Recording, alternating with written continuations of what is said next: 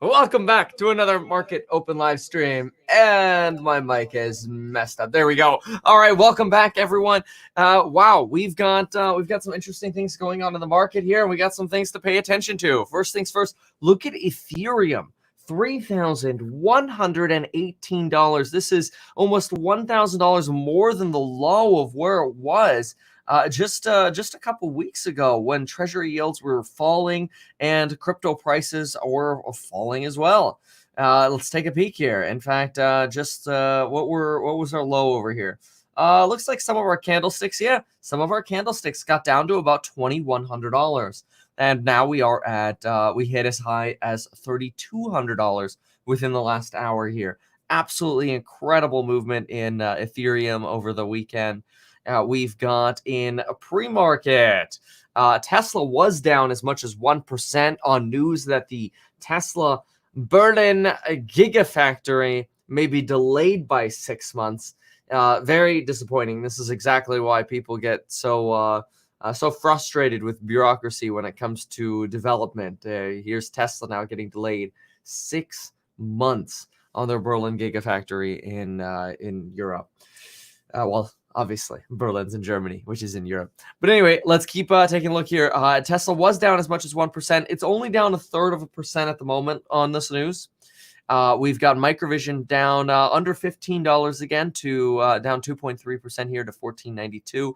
The Zom's down about 1.9. Virgin Galactic down 1.5. What else do we have? ArcLight, the Cannabis ETF, Wayfair, Invitae. These guys down about 1%. Cheesecake, Avuzi, Bumble, IPOE, these guys down somewhere around 0.5% here. And that's it so far for really the pre-market losers of the ones we're tracking. BTX, that pharmaceutical, going nuts again, up 45%. But Ocugen's also moving again really nicely. It's almost at $14. It's had a really nice rally just over the last, I want to say 10 to 12 days here. Very nice rally on Ocugen. Hitting almost getting to all-time highs, all-time intraday highs. We're almost up to $18. In fact, we day traded it back then, which was really convenient because it did have such an insane run. But over here, we're still up 10% on the day, which is great. Endeavor's up 7% again. Marathon Digital up 4.3%. Riot's up 3%. The miners finally coming back. The miners have been so beat up for such a while. So many red days in a row, and finally getting a few minor green days here in a row. And what else? What else is green today? Moderna delivering more vials. We've got Doge about to hit 40. PaySafe, Playboy Group, Express. These guys all up about 2.5%. Moderna, Upstart, Coinbase 2.25%. GameStop's up 2% today, bouncing right back to 177. Really bobbing around, rubber banding around that 170, 180 range. Noticing that. Penn National Gaming did go down to $89 on Friday, back to $90, $91 now. Certainly well off that over $100 rally where Penn was for a while. Let's pull it back here. Let's see it here. Yeah, we've been over 100 at Penn somewhere since around the GameStop crisis with Robinhood. It's when we ran over 100, ran as high as about 135, and have kind of sold down since then. Pattern we're seeing a lot of companies. NGA, Affirm, Tilray. Okay, well, lots of stocks up a little bit here. Here's Neo up 1%, Etsy, Redfin, Arcimoto, Gevo, Canoe, Xpeng. These guys all around that 1% range. QuantumScape 1%, Lemonade 0.93%. I would say a lot of things actually moving up. A good 0.5% to 1% today. Pretty green. Probably what's helping Tesla's bad news out a little bit. In fact, we can sort of see Tesla's accelerating into the open here, greening up a little bit into the open, which is nice to see. And we do have manufacturing data also coming out this morning, so that'll be a smaller catalyst, but it'll be one that a lot of folks are paying attention to this morning. We can also give it a quick listen in here to CNBC, see what they have for us. I'm reviewing the Berkshire meeting. Let's listen in as we get ready for the opening bell within the next 2 minutes. Comes in We don't do that stuff at Berkshire. We've got during the pandemic, we probably have about 12 people to come into headquarters, and we've got 360,000 people work. Okay, we're gonna just listening to Buffett kind of recap some items here. Let's go ahead and listen to Fox for a moment. We might get Bloomberg up as well. When the correction shall come, it shall come. It'll happen, and I'm afraid that the high-tech stocks will be the ones that take the biggest ding. Ooh, the correction will come. Real fast. Why are you worried about inflation? Because it's happening. Take a look at what's going on in the grain markets. Wheat is up, 250, 300%. Look at what's going on in lumber, up from $250 per thousand board feet to, $1,300 per thousand board feet. Look what's happening in crude oil. It's going higher. Nat gas is going higher. Livestock prices have been going higher. Steel prices have been going higher. Iron ore prices are going higher. Anybody who thinks that this inflation is going to be transitory is wrong. The monetary authorities have been far too expansionary for far too long a period of time. And this is going to end with inflation that is going to be long-standing, not transitory. It's a problem. Ooh. We consider ourselves warned, Dennis Gartman, and thank you very much indeed for joining us on a Monday morning when the market's going up again. We appreciate you being Thanks here. for having me on. Let's find out how many shorts this weenie baby has. All right, let's get ready for the bell. Here we go. We're 20 seconds away from the bell. All right, let's listen in. Overlay now of a lot more concern about things other than simply profit. I am saying that it's entirely possible that they don't simply care about the environment. We had a president who didn't, not at all. But it's everybody's duty, and I'm not going to sit here and say, well, because they're folksy, brilliant men, that their view is right. It's everybody's job. It's their job. I think that they should be more concerned. Just one more layer of discussion out of the Berkshire. Look at that guys. green. The opening bell at the NYSE and the NASDAQ. And some breadth. Oh, that is so green. I think the only thing red there was Tesla. Jim, as far as the playbook for May goes, interesting comments over the weekend. We got Bridgewater's CIO talking about a good portion of stocks being in a bubble, although he said shorting it is, quote, the easiest place to die. And then today you got B of A once again talking about sell-side indicators. I think that their title or the report is titled "Inching Toward Euphoria." Well, I don't know what to tell people. You want to tell people that they're not allowed to make money.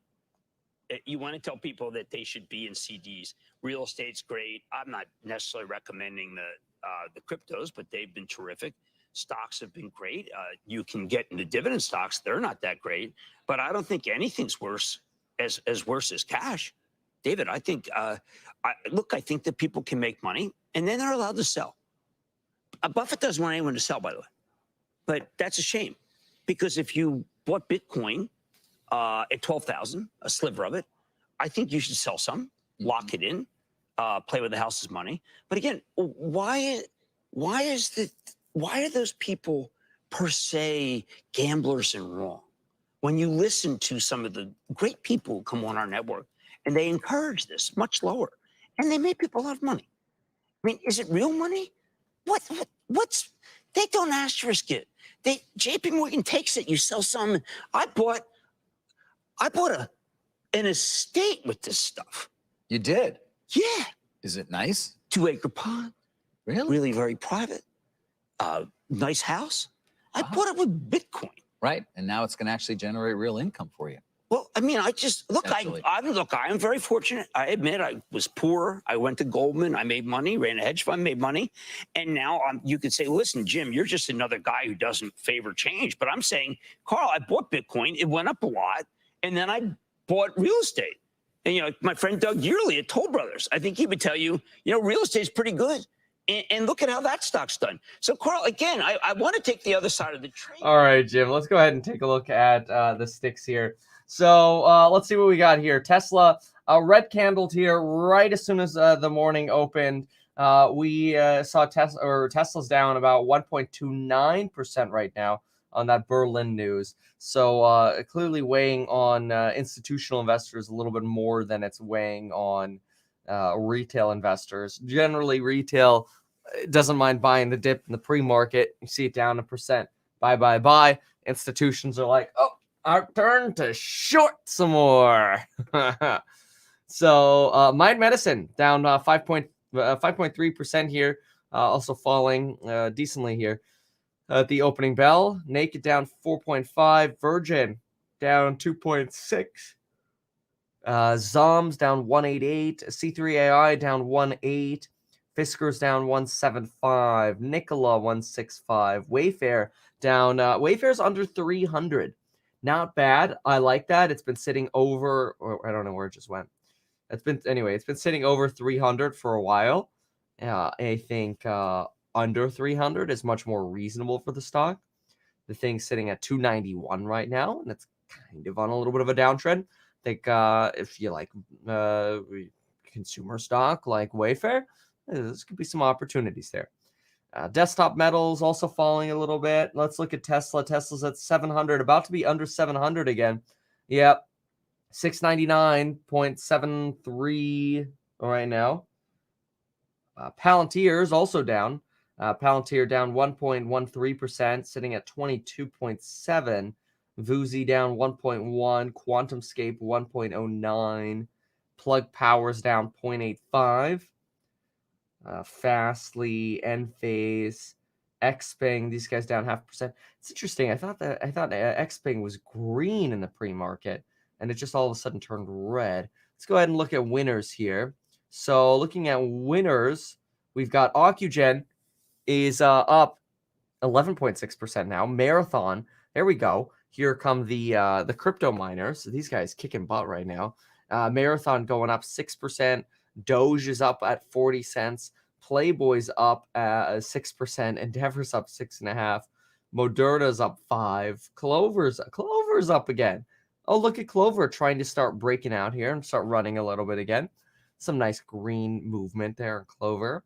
Kind of keep an eye on that volume relative to other days. Gap 4.2, Carvana 3, Coinbase 244. But look at that Ethereum run. I mean, that's the one that's just kicking butt lately. I mean, it's up like you're talking. It's up 50% in the last like week and a half. It's really, really incredible. The Ethereum run has just been every day. It's been 2 to 5% day after day after day. Really, really nice movements. Awesome job on the Ethereum front. Macy's, Restoration Hardware, these guys up about 2%. Tattooed Chefs up almost 2%. Square 1.67. Target 1.4. Peloton knocking on that door of 100, slightly green. Starbucks. Let's see here. Apple's actually green for once here. Neo trying to come up about 0.6%. Ubiquity, GameStop. Okay, so GameStop pulling back a little bit from its pre-market jumps. Pinterest green a little bit here. Let's see, are we still sitting right on Tesla? Let's see what it's doing. The Tesla red's actually accelerating. It's down about 1.8% right now on that Berlin News. All right, let's go listen in a little bit more. Talked about this new spending round on a couple of fabrication plants in Arizona. Take a listen. I think we have a couple of years until we catch up to this surging demand across every aspect of the business. It used to be that there were 25 companies in the world that made the high-end, cutting-edge chips, and now there are only 3. And in the United States, you. Yeah. One. 25 years ago, the United States produced 37% of the world's semiconductor manufacturing in the U.S. Today, that number has declined to just 12%. Doesn't sound good. It doesn't sound good. And anybody who looks at supply chain says that's a problem. Jim, CBS had that last night, as well as Taiwan Semi on Sunday morning, saying that they think they can meet the minimum auto demand by June. I think a lot of companies are attempting to reconfigure. Intel attempted to reconfigure. I'm going to pull off that for a moment. That's pretty interesting how that has consolidated, though. We'll mention here, let's see. So I'm just taking a peek here. Rental companies buy up used cars as microchip crisis gets worse. Yeah, I see these headlines literally every day. Microchip crisis getting worse and worse and worse. I'll take a look at that. Hold on one second. These issues, obviously, for a lot longer. But it's interesting when this kind of a thing gets to 60 minutes and becomes sort of something Mainstream. Yeah, exactly. Part of the national conversation. A couple of things on my end to get to, guys. Not large, but wanted to Meredith selling their local media group to great. Oh, I get it. Okay, so rental car companies. So rental car companies are buying used cars at auctions, because usually the rental car companies, you get like the new cars. They keep them for like 3 years. But apparently it's so hard to get cars right, or to get chips right now, that even rental car companies are just buying cars out of auction because the chip crisis is so bad. The global microchip shortage has impacted the entire car rental industry's ability to receive new vehicle orders as quickly as we would like. Wow. Secondhand soaring. That's amazing. I mean, so far that continues to get worse. Let's look at the 10-year and see what's going on here. It's going to give us some ideas of inflation expectations. Who still rents cars? Yeah, BTX suspended. I saw that. 1.62% on the 10 right here. So still higher than where we had been and this was really when we had our crypto low right here, was when the 10-year was at a low. Now we're seeing the 10-year solidify higher, and crypto's moved nicely with that. Zoom into the 1 month here, get a little closer. Yeah, so you could see it's this was sort of our hole over here, and then we've been jumping back up. So we'll see how things evolve here. All right, let's see. We haven't given Bloomberg Live a shot here. Let's listen to Bloomberg Live. Let's see what they got to say. Platform. DuPont sharply higher, up 1%. The Brazil regulator has approved the acquisition of Laird. And then Berkshire Hathaway, of course, Warren Buffett is saying that he sees a red hot economy with creeping inflation that could help to explain why we have the reflationary sectors, banks and energy higher, even as rates are basically flat and oil's not doing all that much, plus tech. So you have all of the major sectors higher, Bank of America, Chevron climbing, along with Apple, Microsoft. Well, Microsoft is flipped lower too. So lots of slippery movement on the morning. But overall, John, the bulls are out. Abby, thank you. A pickup, a lift this Monday as we kick things off for the month of May and leave behind the biggest monthly gain in April, going all the way back to November 2020. And what a month that was. Coming up, the economic outlook improving as equities hover near all-time highs. That conversation up next with Oakmark's Bill Nygren. Looking forward to that from New York City this morning. Good morning. Your equity market in New York City looks like this. On the S&P 500, we advance towards 4,200. Just a breach of that right now, up 19 on the session. We advance 0.46%. This is Bloomberg.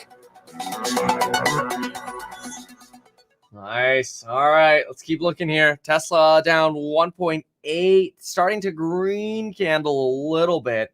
Mind Medicine down 5.58.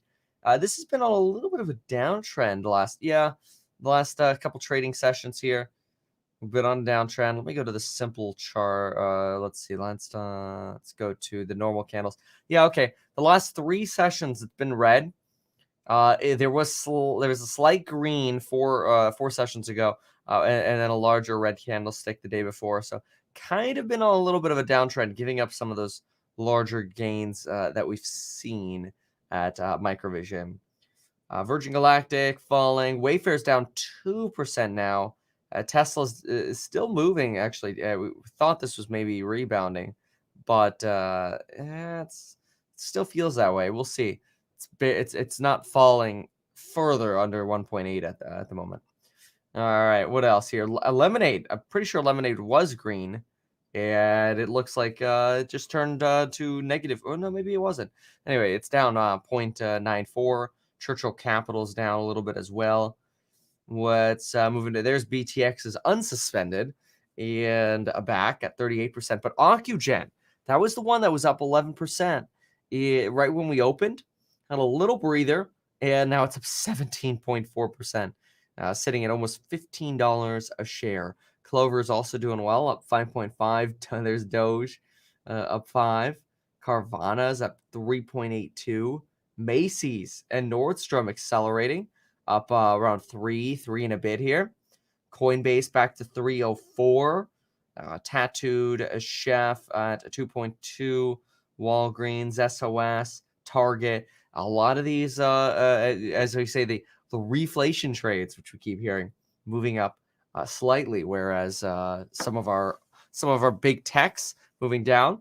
Neo at 1.33 up. All right, let's go back to CNBC here for a moment. There's the S&P up 13% right there on the earnings growth and the dividends growth. The PE ratio is about 20 now, for including 2022 parts of that. That's been going down. That's generally good. And liquidity, there's been huge inflows. I'm waiting for the May numbers to come in for mutual fund and ETF inflows, but they're going to be very, very big. I should have those numbers later today. A lot more money coming into the stock market. But one problem, if you really want to look at what's going on, is the S&P, we hit when earnings started April 14th with JP Morgan. Essentially, we're flat since then. And Carl, we're up, less than 1%. That's an indication. All the growth was in the end of March, beginning of April. Since we started earnings, it's basically flattened out. And that's the problem. This is that peak idea, peak earnings, peak economic growth, peak reopening. A little harder to move the markets forward from here. Back to you.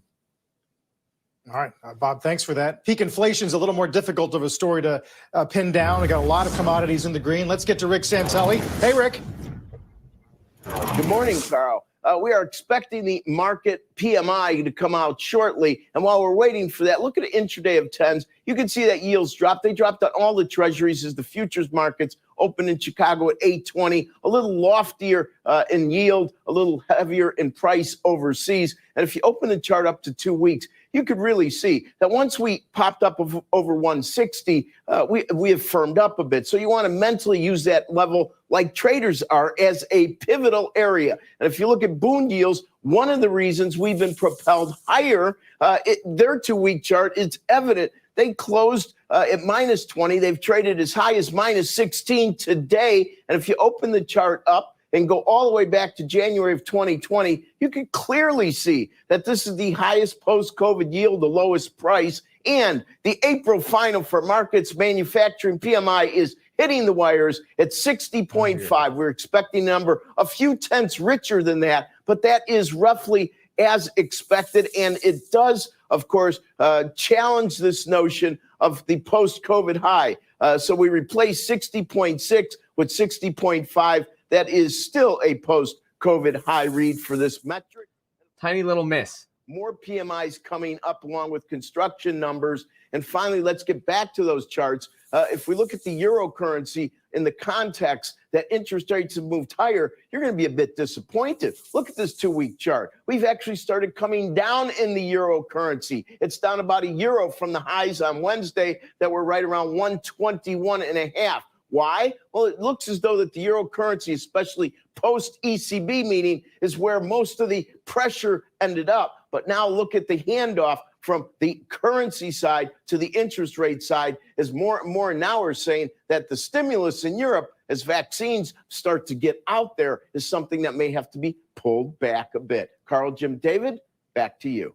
Ooh, pulling back stimulus in Europe. Interesting.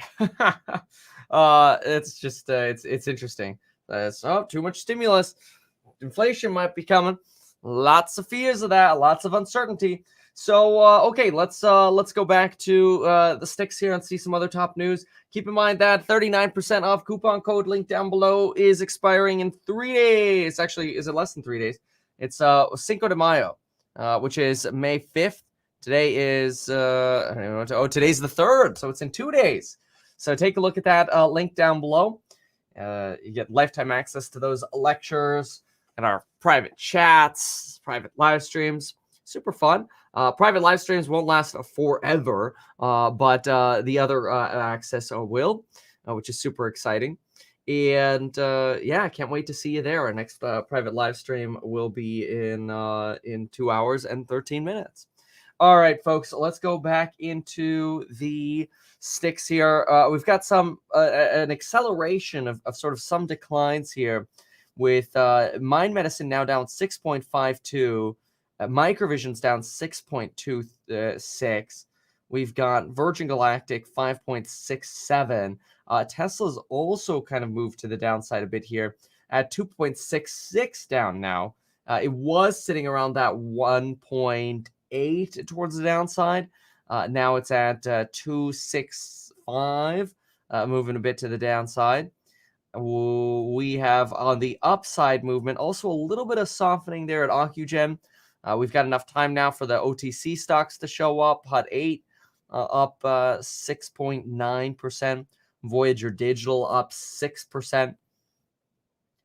Crypto's really kicking butt right now, with Coinbase trying to move up, but it's really kind of stuck right now, sitting there at about up to about 2%.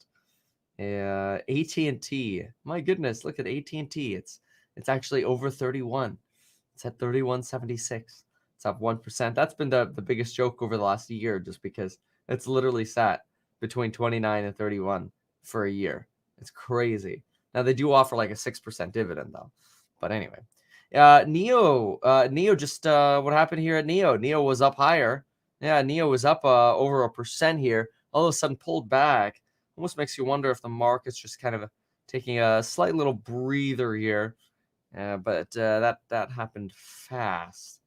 Yeah, it tends to do that though. Ocugen though still running. Voyager still at 7.75, back to $24 here.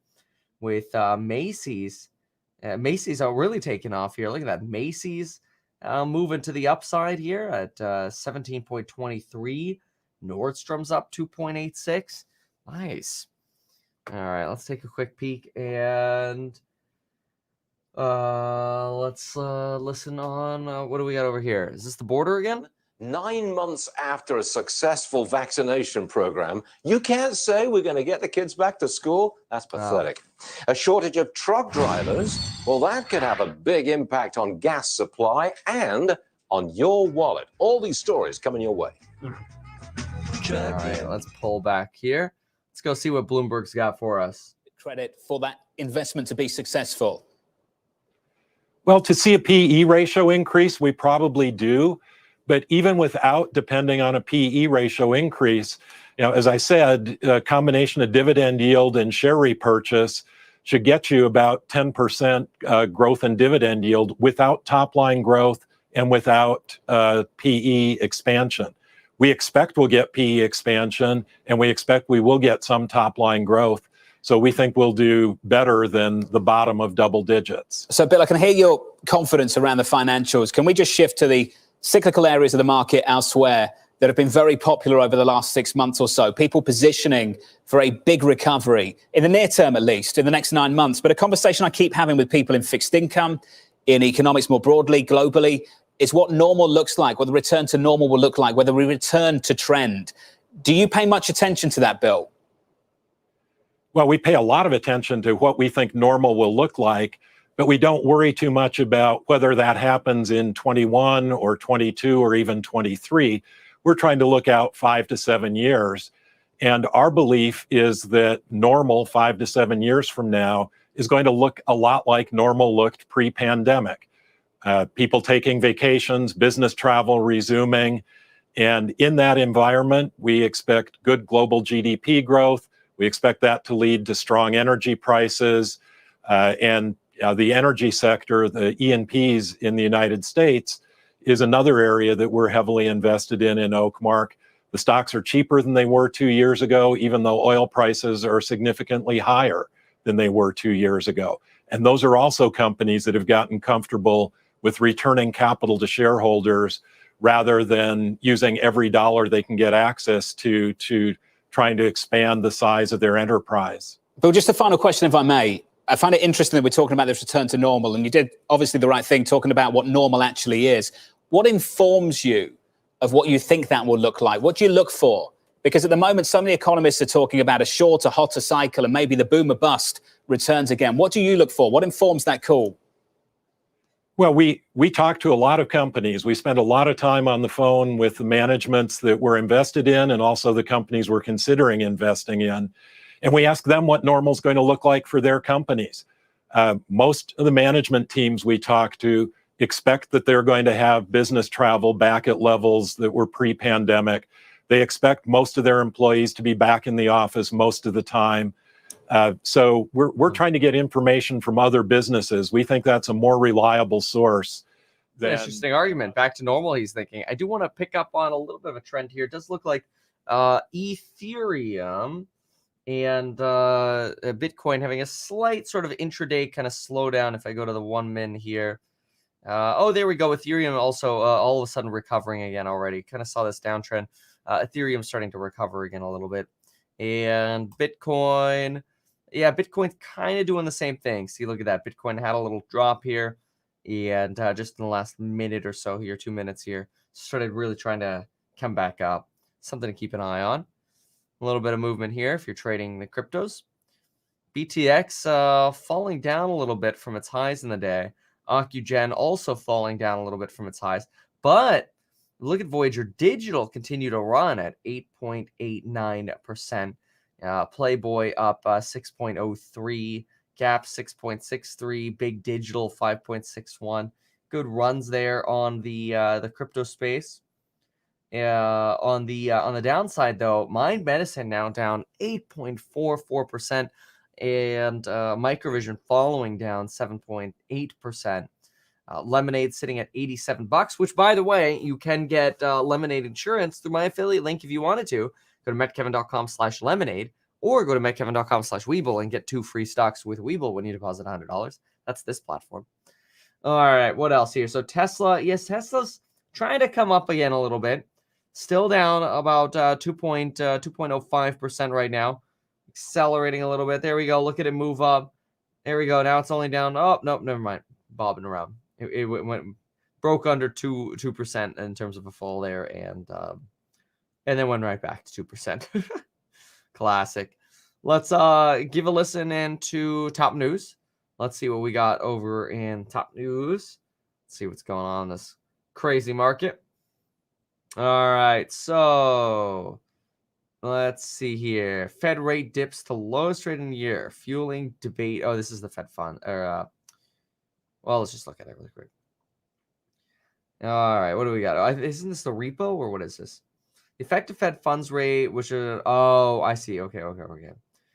So I don't know how much this really impacts us. Let's see if I can just see what their bottom line is. Yeah, I read about this over the weekend.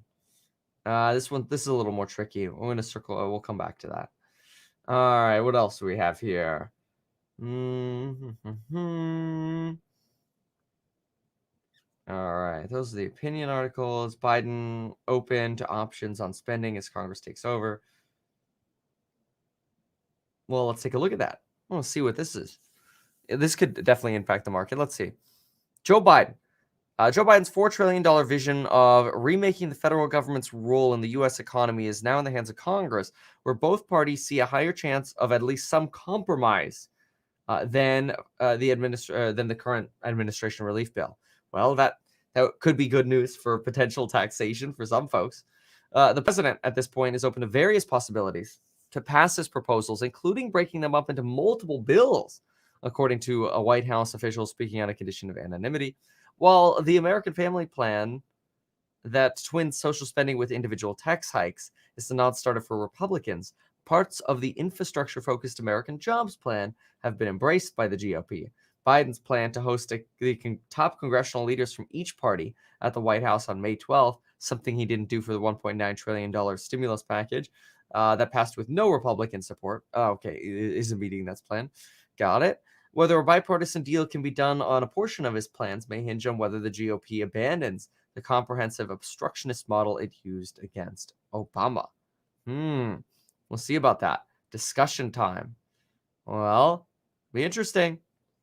Lots of tax increases to talk about. Lots of changes. And if they get Republicans involved to get support, a lot of those tax benefits or tax increases, I think, will get cut out in negotiations. We'll see what happens. All right, let's jump on over if we can. There we go. Let's jump on over to CNBC for a moment. We'll see what the sticks are up to. CNBC, I think, saw a commercial. We took our own moonshot and discovered that greatness is among us. Old school footage there of the exchanges. All right, doesn't matter so much. So let's go to the sticks. All right, what else here? Playboy's still running. Yeah, look at that. 7.75% here. Voyager Digital pulled back a little bit. Tattooed Chef just increased another 2%. went from about 2% to almost 4% here. We've got Express, Nordstrom, these guys 2%. Coinbase still dancing around that 2%. Target's up. Really a lot of the stores. Costco, Target, Macy's, Nordstrom, Walgreens. A lot of these guys moving to the upside today. Whereas at the same time, we do have our higher value or momentum plays moving to the downside. Momentum plays like Microvision, Mind Medicine, Naked, Virgin Galactic. These guys move into the downside along with Zom, Skills, C3AI getting burned again. Lemonade and down 2.83. Tesla, yeah, Tesla's still sitting there. 693. Tesla losing a little bit of its love. Roblox 1.88. DocuSign down 1.95. Twitter's down a bit. Pinterest down a bit. What else do we have here? Enphase, QuantumScape, EXP, Dropbox, Amazon. Seriously, Amazon's earnings were so good. It's just down again. Let's try to get a peek here at BTC. Yeah, BTC's flirting with going lower here. Have to watch that. Did hit some highs here. Looks like we hit 59,000 in the AM hours. About 3 hours ago, we had 59,000 on Bitcoin. It's just incredible. Ethereum, though, had recovered virtually right away. Let's see. Ethereum did hit 3,200, but now sits somewhere. There it is. Well, let's go to actually Ethereum. Ethereum. There we go. All right, let me get rid of this one here. There we go. Yeah, Ethereum at 3110. Up 1.8% at the moment. All right, let's listen into what we got over here on CNBC. Good morning. Welcome to another hour of Squawk on the Street. I'm Carl Quintanilla with David Faber and Morgan Brennan. Month of May is getting off to a nice start. We're about 60 points away from a fresh all-time high on the Dow and getting some ISM numbers. Let's get to Rick Santelli. Hey, Rick. More numbers. Yes, ISM, Carl, for 60.7 April is coming in on a disappointing note. We're expecting a number in the mid-60s. 60.7. Now, of course, this goes back to January. Last time we were under 60. We're at 60.8 for February's final read. So 64.7 for March's final read. Definitely a step back. Now, if we look at prices paid, they didn't step back. They stepped forward. 89.6. That is the highest level since June of 2008. And if we look at new orders, 64.3, also a miss, sequentially missing it from 68, our last March read. And finally, unemployment, an especially important number considering it's coming out at the end of the week, 55.1, another sequential miss versus 59.6. We're awaiting construction spending, gang, and it just hitting the wires now, up 0.2%, a fraction of the up 1.7 we were expecting, and it follows a minus 0.8. So this is definitely another miss on construction spending. And how important is it, of course, to get the construction going? We know what housing demand is, but there's a lot of issues in construction, maybe finding people to work, not the least of which what is making it more difficult to bring people back in, considering some of the benefit issues that keep people at bay. Morgan, back to you. Yeah, I'd imagine prices paid is in focus with that one, too. All right, Rick Santelli, thank you. We are 30 minutes into the trading session, and here are 3 stocks we are keeping an eye on. Starting with Verizon, selling its media assets, including AOL and Yahoo, to Apollo Global Management for $5 billion. You can see shares are up fractionally right now, about 0.5%. Plus, the court battle between Apple and Epic Games kicks off today with the future of Apple's App Store at stake, at least here in the U.S. CEO of Apple, Tim Cook, is set to testify for the first time at a trial. Shares are higher right now, though, up more than 1%. Lastly, Estee Lauder, under pressure after reporting results. Revenue coming in below forecasts. Sales of its higher-end products were impacted by people continuing to work from home. Those shares are down 5.5%. Carl, I'll tell you, lipsticks and masks also do not mix. And that goes for makeup generally, I would argue, Morgan. That's a good point. It's definitely a good point. All right, let's see here. Let's take a look at this here. I want to see your thoughts on this. So take a peek at this on Twitter if you don't mind. I would love to get your votes on this. So far, we're at 5,500 votes, which is a good amount of votes. But I want to hear your thoughts on this. Okay, so the California governor thing. So I wrote here, I need help running for CA governor. It's an idea. Dems control a supermajority in Congress. So if you look at the Congress in California, they literally have a complete supermajority. So like if you win as a Democrat, it's an assault on Gavin Newsom, which makes it harder because it's a recall election that's kind of branded as a Republican recall. But you get party power if you're a winning Democrat. You have a super majority in Congress, which literally means you could pass whatever you want with Dems in Congress in California. If you're a Republican, it's probably easier to win because you're just fighting against the establishment, but you're kind of gridlocked in Congress because if you can't even veto anything. If you're a Republican government, you cannot even veto anything because they have a supermajority in Congress. The Dems could literally just roll you. And so I wrote some more details here because I wouldn't mind if you voted. Actually, I would love it if you could go on Twitter and vote. And additional details I wrote here. Supermajority means Dems have veto override power. And there are 58 Democrats versus 20 non-Democrats in the Assembly. And the Senate is 31 Dems and 9 Republicans. You could really see the massive power of the Democrats in Congress in California. And it's really, really incredible. So anyway, love to see your thoughts on that poll on Twitter. So feel free to add your thoughts and your opinion. All right, let's keep going here. We've got down of almost 8.9, actually almost 9% there on Mind Medicine. Naked down a 6.95. Zoms down 6.85. Microvision 5.77. Virgin Galactic down almost a full 5% here. Teladoc's down a bit as well. Teladoc has not been doing great since earnings, I feel like. Let's go to the day here. Yeah, it's had some red since earnings. Last 4 days have been red for TDoc. All right, what else here? XL Fleet's at 664. Tesla's recovered a little bit. Look at that. Tesla's going back to 700. It's down 1.75% at the moment. And let's see what else we have here. Wayfair. Churchill Capital 1.27, so barely. Xpeng's down a little bit as well. EV and energy plays have just been really rough. Big rotation kind of out of those over the last 2.5 months. Google's actually down 0.3% today, 1/3%. Redfin's pretty much flat. Square's pretty much flat. But the runners still at Ocugen and BTX. Let's listen to this for a moment.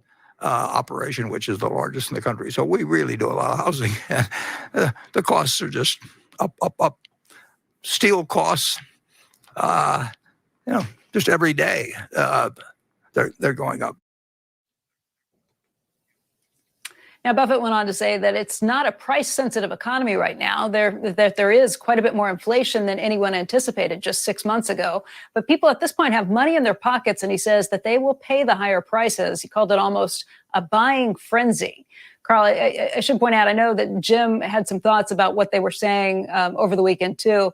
This wasn't a situation where they said they don't care about climate change and they don't think it's a problem. What they said is that they didn't want to go along with a proxy statement that was sponsored by some of the pension funds who they said buy their shares with other people's money, wanting them to fill out forms at headquarters. They went out of their way to say that Burlington Northern and Berkshire Hathaway Energy, the two of their subsidiaries that really have the most to do with carbon emissions, have been doing a lot to try and address that. Pointed out that Berkshire Hathaway Energy has retired more coal plants than any other electric company in the United States, and that they're continuing to do that and continuing to pour their money into transmission efforts that would use more solar and wind, take that power from places where the sun shines and where the wind blows and try and get it back to the major hubs of cities. And that's what you really have to do if you're serious about cutting carbon emissions. So they say that they're all in favor of that.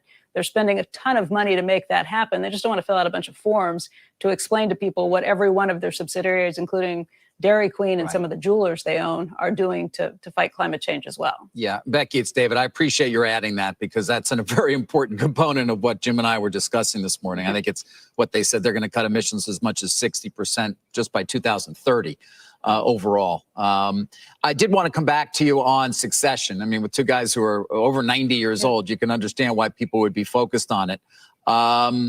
And yet, you know, you do wonder, Becky, and I mean, obviously you've forgotten more about this company than I know, but how it will be viewed once it is no longer Warren Buffett's company, regardless of the talent of whoever is appointed to be CEO. I mean, he still is the secret sauce that makes it all work in a sense, isn't he? I'm going to pull off this for a moment. The 10-year treasury yield just fell substantially. Take a look at this. This could be why we saw crypto you have a brief little sell-off there, some red candlesticks in crypto. Take a look at this. 10-year treasury falling on news of those manufacturing misses and some of those data misses there. Remember, when we see misses, it's a sign potentially that, wait a minute, maybe the market's not overheating as much as we think it is. That's going to be a big trend you're going to want to pay attention to. There's a difference in the market between growth and overheating. Growth in the markets is going to be good because we want growth. We want stable growth without overheating. If you have stable growth without overheating, what happens? Stable growth without overheating means high PE stocks do well. Inflation goes down. 10-year treasury yields go down. If there's fear of a very real overheating, then high PE goes down, treasury yields go up, and the reflation trades, which were cyclical trades or reopening trades, tend to go up instead. So that's the teeter-totter that we have right now.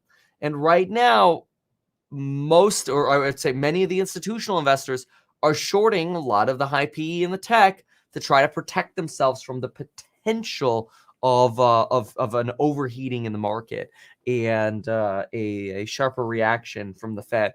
But so far, it hasn't been all straight up with data suggesting an overheating.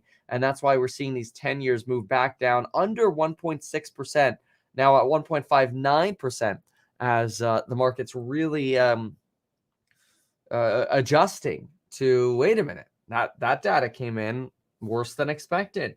This is not the kind of market we expect out. Wow, look at that. Thank you, fellow Kevin, for a $50 donation. That's really awesome. Appreciate it. Historically, when you did see a little bit of an uptick in inflation and inflation expectations, it immediately came with, well, the Fed's going to have to tighten. And now that's not the case because the Fed is trying to persuade the markets that it really does have a different way of gauging inflation risk. And in fact, it's trying to stoke longer term inflation. But then it means something for which types of stocks work and don't work. And you see those with pricing power who are right there in the middle of this very intense kind of demand-driven economy and supply-constrained economy for goods. You know, the UPSs of the world and everybody with pricing power and home improvement. And so I think for that reason, the economy's okay with it. And one more point, which is a lot of the scarcity and a lot of the supply constraints are in things people don't buy very frequently, whether it's homes or it's cars or it's appliances, and they often buy it with borrowed money as well as savings. So right now, we're absorbing it. It's unclear whether it means something down the road for discount rates and PE multiples and all the rest. Mike, on earnings, again, going into the season so far, 87% are beating. That's way above the normal ratio that we see in the mid-60s. And yet, again, B of A this morning talks about negative alpha. Companies that beat are overperforming by less than usual. How much has the street had it with clear earnings beats? Yeah, at this point, I mean, the market figured it out, even though analysts were slow in raising estimates enough. And I think we've seen this for the third quarter in a row where, you know, the market kind of prices most of it in. Also, historically, if you look at extreme levels of earnings beats, it's not that predictive of better performance going forward. So I think that's what we have to deal with, the obvious slowdown in terms of growth rates. But forward estimates keep going up pretty strongly, and that supports the market. It keeps it from seeming that much more expensive, even though, you know, obviously the S&P is going higher and bond yields are not going much lower. And so that should basically help things, you really do have to have those earnings estimates keep rising. Yeah, and of course, corporate guidance continues to be exceptionally strong too. To your point, Mike. Thanks, Mike Santoli. As we go to break this morning, here's a look at the roadmap for the rest of the hour, including the CEO of Newell Brands talking about their latest quarter and the change in consumer habits as the economy begins to reopen. Plus, splashdown for SpaceX, the Crew Dragon capsule landing in the Gulf of Mexico. All right, let's go ahead and pull up this. Yeah, that's the big discussion right now is how much can companies raise prices, and how long can they keep prices going up? We'll see. Let's listen in on over here. Market based on sort of tactical information right now as it stands, because number one, look at sort of long-term capital market assumptions and on equities with valuation multiples kind of being where they are. I really think, you're seeing probably about 100 basis point drop from where they were maybe a year ago. That's certainly Envestnet's take. And nevertheless, with interest rates being where they are, equity's kind of still the place to be. So I guess yes, but I would be in general anyway recommending that. The big question mark now, though, when you look at the ISM numbers, is the prices paid. The index is really jumping. You see commodity prices increasing. Like at some point, that's going to cut into growth. How do you play this potential for inflation, even if it's like transitory? And I have to do a shot for that. I know the word transitory. It's really out there, right? We're definitely hearing a lot of that. Look, I think there's two ways that as investors you confront inflation. One is, am I a long-term investor? In which case I should be hedged on this kind of inflation over the long term, just being in equities. Commodities are often indicated to be a good place to be.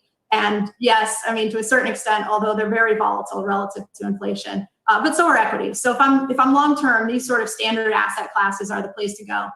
If I'm short-term, the academic work is pretty clear on this, I think, and certainly the view sort of from where I'm sitting is that you want to be in tips, right? If inflation is really a concern and you think it's going to be unexpected, you think tips are a style of treasury, inflation protected. Inflation are we really going to get? Then inflation protected securities are what you need to do if you need a short-term hedge on inflation. There is a lot of evidence beginning to emerge that inflation is starting to embed itself in the system. You look at some of the consumer products inflation lines we're seeing at the moment, and they're pretty strong. Janet Yellen doesn't see it, and to be honest, the PCE data Friday didn't really generate much kind of go forward for the Fed. But nevertheless, at some point, the Fed is going to look at these growth rates, it's going to look at these inflation numbers, and it's going to taper. And it's going to start talking about tapering before that. When do I need to start getting ready for a taper, and how do I get ready for a taper? Yeah, it's a really good question. I think, so we did see Dallas Fed kind of come out and make a statement that was a little contrary, right, to what Powell's been telling us and what the FOMC in general has been saying. And, I think Powell's really determined not to let on sort of any kind of hesitation in the stance that he's taken, which is that he's not worried about inflation, obviously, that he is focused on employment, that we're not going to be seeing, certainly an increase in interest rates and even tapering of purchases. I think, the message that he wants to send is that that's not happening anytime soon. So, the don't fight the Fed, yes, there's going to be contrarian views. I don't know that I'd be trying to react at this point to this, though.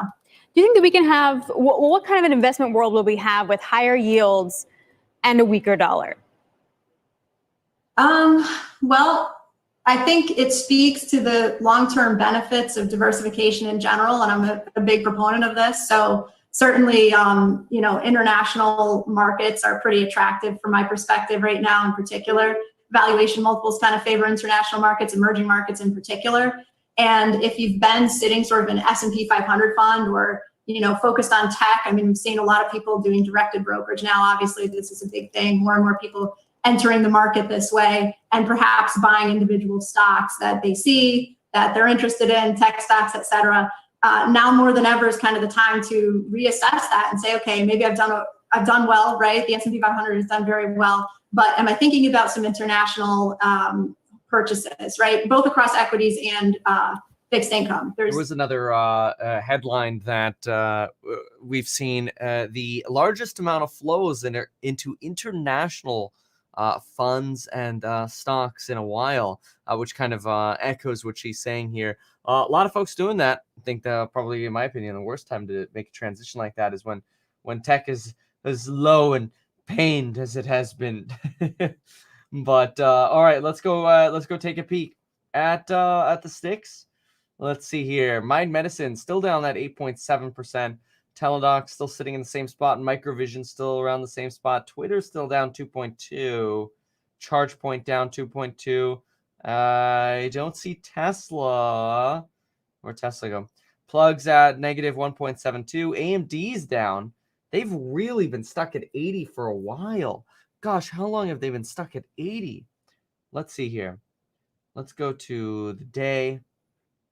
Let's zoom out for a moment. All right. Keep zooming, zooming, zooming. Oh, wow. Okay. Still going, still going. This thing has been sitting around 80 since pretty much after the September crash. Yeah, I mean, a little bit before, a little bit after. But it's kind of been between that 80 to 90 range for a while on AMD. Palantir, there we go. Tesla's at 1.28. That's a recovery on Tesla. Tesla coming back a little bit. Tried to fully recover here, now turning slightly red again. Wow. It's actually a big rally there on Tesla. And at the same time, Ocugen's up again more. Nice trend up. It's almost up 20%. Dogecoin still sitting around that 5% up. Tattooed's now at 5.37%. Nice movement here. Got a nice option on this one towards the bottom. NEO is up 3%. So even though Tesla's down on that Berlin news, you still have NEO doing very well. All right, let's see here. Kevin, I live in Australia. Could you recommend any broker app? Ooh, I don't know. I actually don't know. Australia has different apps. I've heard of. I don't know. Can somebody else in the chat maybe recommend an Australian app for options? Target up 1.82%. PayPal 1.14%. Yeah, pretty consistent otherwise here. Where Tesla is trying to recover 1.3%, but overall pretty consistent here. Let's listen to CNBC for a moment. Most of students will be back in school. We'll have a normal back to school season, and that's a big factor for us. Steak. So that's exciting. Yeah, I've heard of that. eToro and steak might be some options for you. So eToro and steak in Australia. 7 out of 8 actually grew double digits, and it was across the world, all 4 regions, across all channels. That gave us the confidence, and we're lapping a fairly poor quarter last year, second quarter. So we were able to significantly up that. We said 17 to 20% organic sales guidance. So I think that all of that contributes to a optimistic view for us that Newell's really back, and the turnaround is really, really gaining momentum. Yeah, but do you really think people are going to be cooking as much in their homes and buying Yankee candles, and as they start to return to the office and start to just go out in general? So look, there may be, the levels may come down a bit, but just think about, Morgan, the number of eating occasions that's increased.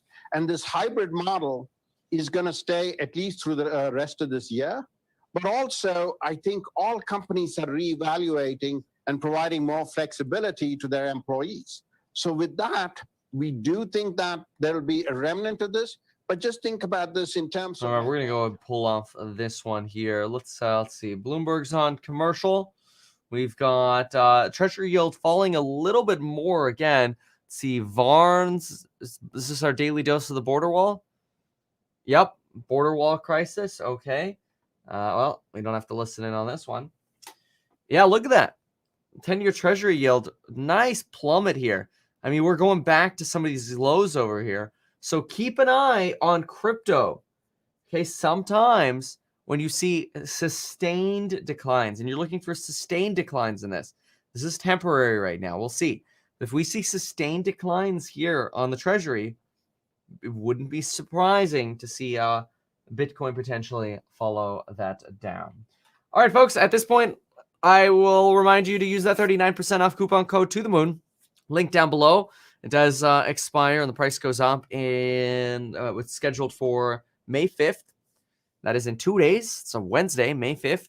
So check out those programs down below. You can bundle them It's one for real estate sales, one for real estate investing, one for stock psychology of money, one for property management, and one for making YouTube videos. So take a peek at those. A link down below. All really amazing programs. Do my best to continue to update them as well. Oh, there are two Kevins here. There we go.